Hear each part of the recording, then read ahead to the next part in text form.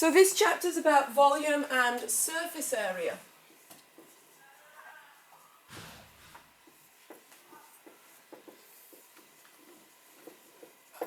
We know that if we've got a square or a rectangle or a shape, if we'd like to work out the area, we just take the length multiplied by the breadth.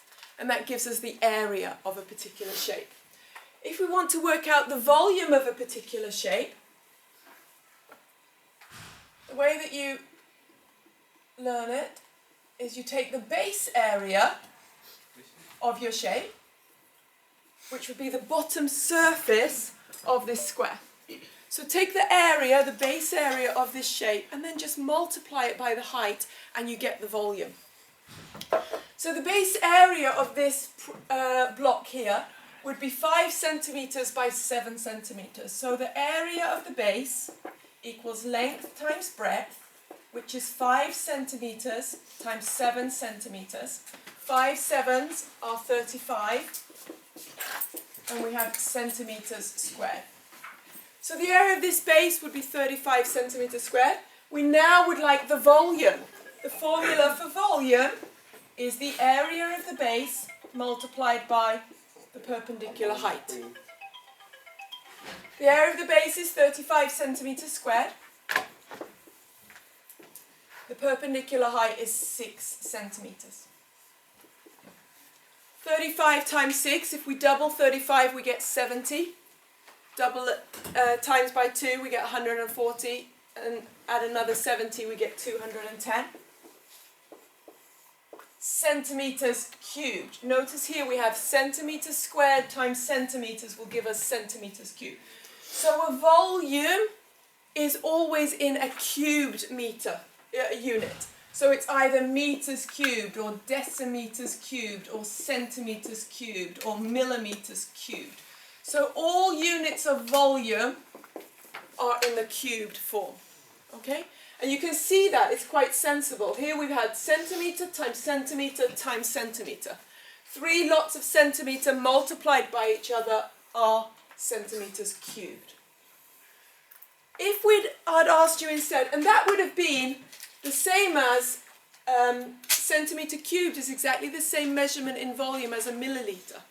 So if I was to fill this with millilitres of water, it would take 210 millilitres of water, which is the same as 210 centimetres cubed. So a volume is how much goes inside the box, you could say, if you fill it with water. But I might, instead of wanting to know how much goes inside the box, how much is the internal volume, I might instead ask you to wrap this box as a present. And then what I'd be interested in you finding out is what's the surface area of this box? How much wrapping paper would it take me to wrap up each side of this box? So then we actually have to say, okay, so that's the volume.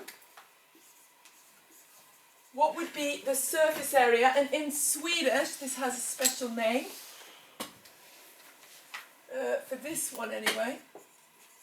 I know it's called that for surface area.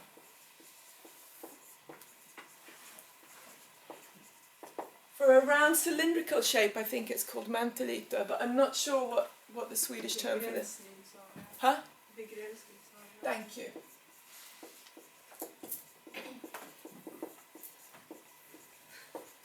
And what you have to do then is you have to say, okay, let's take this shape. Here's one that's a little bit similar. And actually add up the areas of every side of the face. That would give me how much it would take. So if I was to take this shape, for example, and spread it out, it would be like adding 4 rectangles together plus 2 squares, because this one had a square end. Okay? So in order to work out the surface area, we'd work out first the front face. So if we take the area of the front plus the area of the back, because they'll end up being the same. Here we would have the front face would have the area of 6 times 5. And because we're going to have one at the front and one at the back, we just multiply that by 2.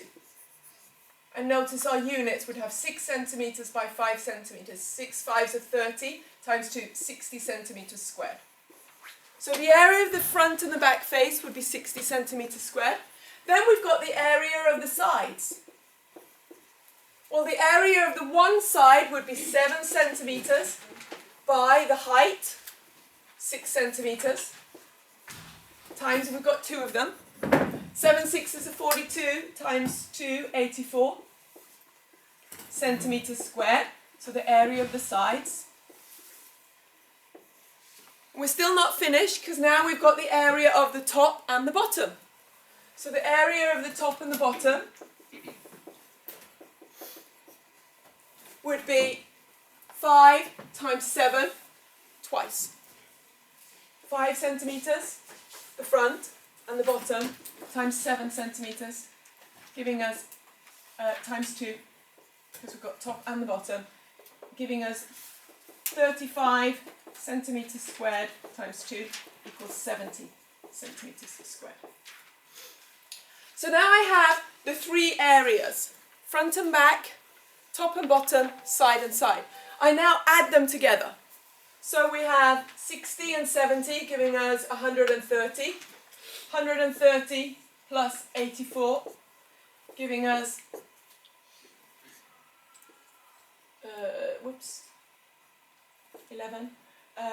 214 centimetres squared.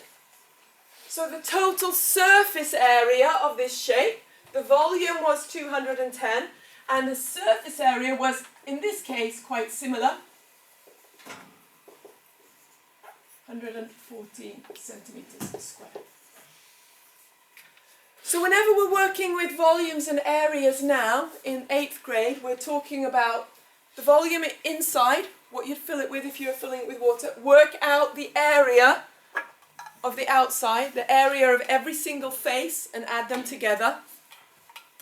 If we were going to work the area of a hexagon, the surface area or the volume of a hexagon, the volume would be our normal formula. We'd work out the base area of the hexagon by splitting it up into small triangles, taking the length times the perpendicular height, multiplying it by our 6 triangles that we've got here, find the base area and multiply it by the perpendicular height. It will give you the volume.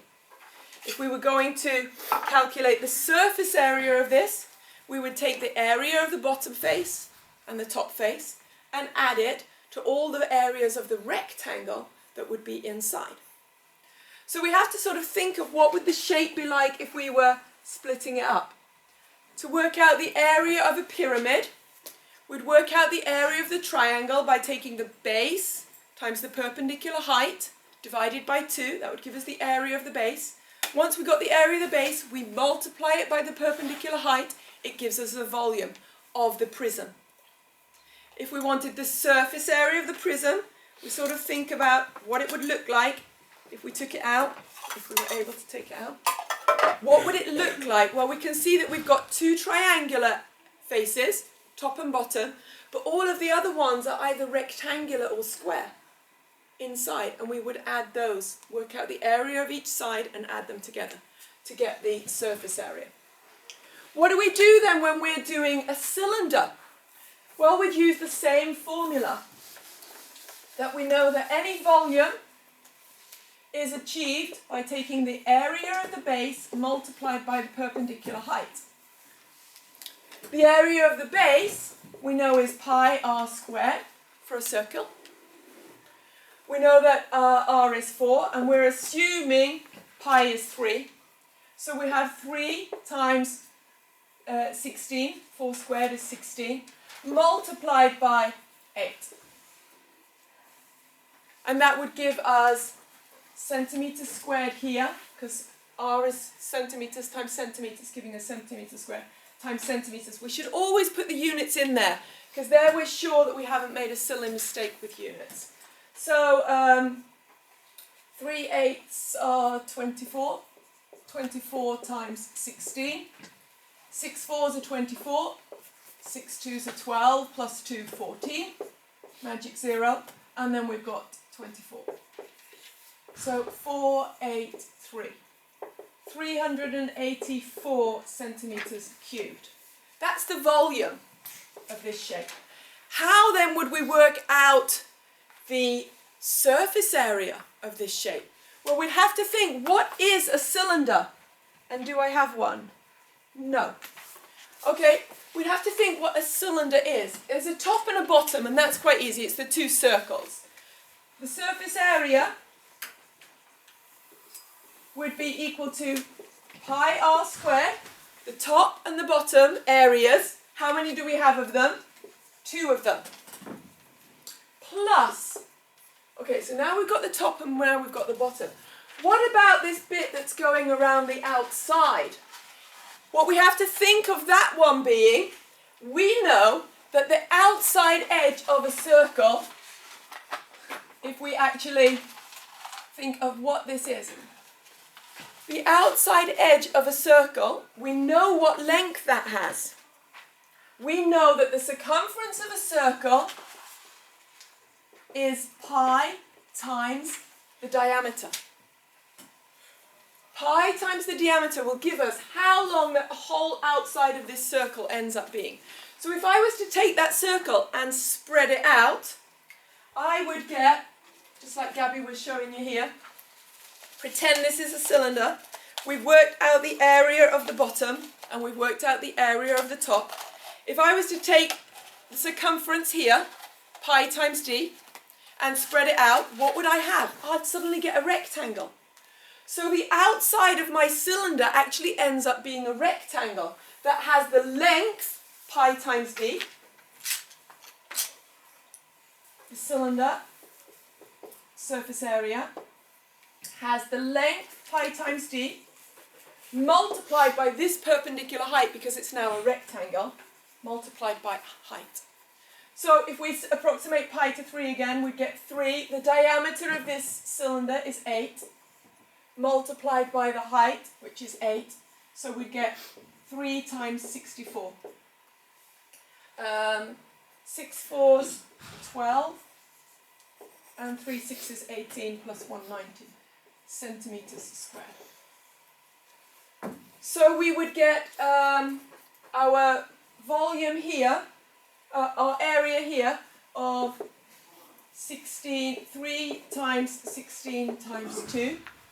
So we'd get 3 times 32, which is 96 centimeters squared. So our surface area of this shape would be the 96 centimeters squared here plus 192 centimeters squared. So 96 plus 192, 288 centimeters squared. So the whole surface area would equal 288 centimeters squared. So you have to differentiate between volume, which is always base area times height, often the easiest one to do, compared with surface area, which is adding all of the different areas of each individual shape. Volume, you can think of pouring it with water, filling it up with milliliters of water or centimeters cubed of water. Surface area, you can think of wrapping it up in wrapping paper. How much area would it take? Okay? That's a quick introduction to volumes and